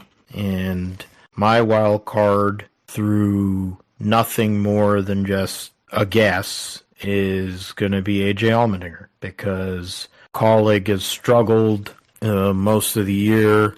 They have not. It's been Allmendinger wild card. Yeah, so there's nothing that tells us that they're going to go and do anything, but why not? Same kind of thing. He's somebody who's familiar with having two different compounds of tires.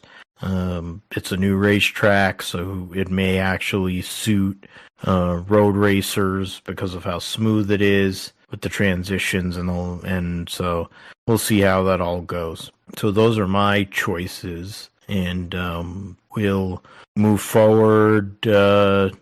Josh will let us know what's going on in the world of iRacing and gaming in the sim segment. What's going on with that, Josh? Yeah, of course. Last week ran a couple of races, Formula 4s in the rookie class, ran at Alton Park Circuit, and actually won one on accident, really. I mean, well, not on accident, but the leaders took themselves out, and then I was in third and many seconds back, and just held on for that. So I actually held on for one. So kind of cool to get one of those. So that was kind of nice there. As far as the rest of the week, of course, I got the rookie Formula Fords again at Laguna Seca, so it's another good track for me there. And of course, the other tracks, other series that we can race in, I think the non-rookie Formula Fords at Imola, scattered shower, 65% chance of rain there. The sports cars this week got MX-5s at Tsukuba Circuit, Toyota GR Cup at Snetterton Circuit, GT Sprint, at Daytona, Brands Hatch Circuit for the production cars, so that might be fun there. Homestead Road Course in the Global Fanatec Challenge, the iRacing Weekly Challenge in the Global MX-5 Cup at Daytona, so that should be interesting there. Got the Mustang Challenge also at Brands Hatch there, Indianapolis Road Course for the iRacing IMSA series, so that should be interesting there. And then the GT4s at Laguna Seca, so I suppose they're mimicking the race that just happened there this past weekend, of course. And then, of course, ovals now, getting to the thick of it. Well, I guess NASCAR is a little bit split. You got between the iRacing NASCAR series at North Wilkesboro with Truck and Cup, and then you have Xfinity at Road America for some reason, but I suppose they'll be just as wild, probably wilder than North Wilkesboro. We'll see if I do that, because I don't know, I like short track, the idea of short track racing, but the implementation and the execution of short track racing on iRacing is a lot of times frustrating, especially in the NASCAR iRacing series. It's a lot of yellows and cautions and incidents that happen and stuff like that. The IndyCar Oval Series at Twin Ring Motegi this week, and then of course next week, the following week at the Indianapolis 500. So got that there. The Indianapolis Motor Speedway, of course, the iRacing series, Indianapolis 500, always important. So be doing a lot of prep for that as always, for that, as that's coming up. I'm trying to see if I can find, I guess they haven't created the event because it's not for a few more weeks now, but yeah, that's coming up soon. So getting ready for that. And then the 87s this week at Watkins Glen there. So that should be interesting as well. So, yeah, I think, yeah, the IndyCar fixed oval.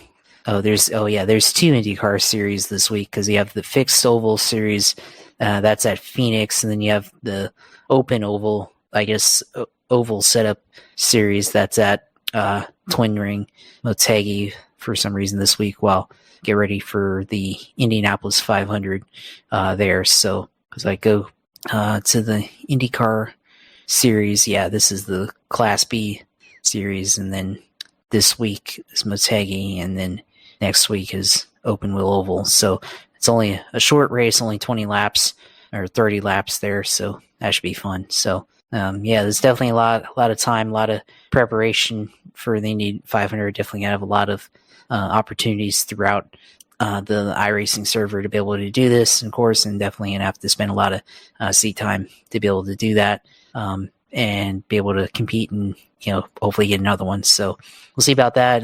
Also, Coke 600 is coming up, so maybe do the double there. I mean, it won't be a double because there won't be an iRacing Indy 500 and a iRacing Coke 600 held on the same day.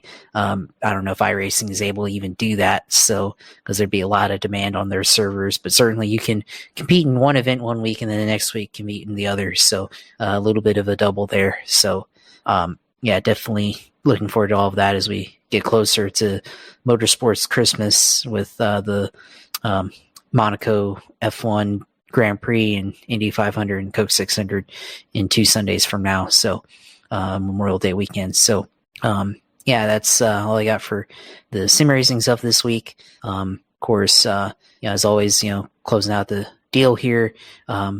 Twitter at JP Huffine, and go on there and see all my stuff and everything I have thoughts about racing and other things. NFL schedule release on Wednesday, so we'll see what the schedule looks like. They've already announced that the Chiefs and the Ravens rematch of the AFC Championship game is going to be the first game of the year for the season opener, the annual Thursday night game in September.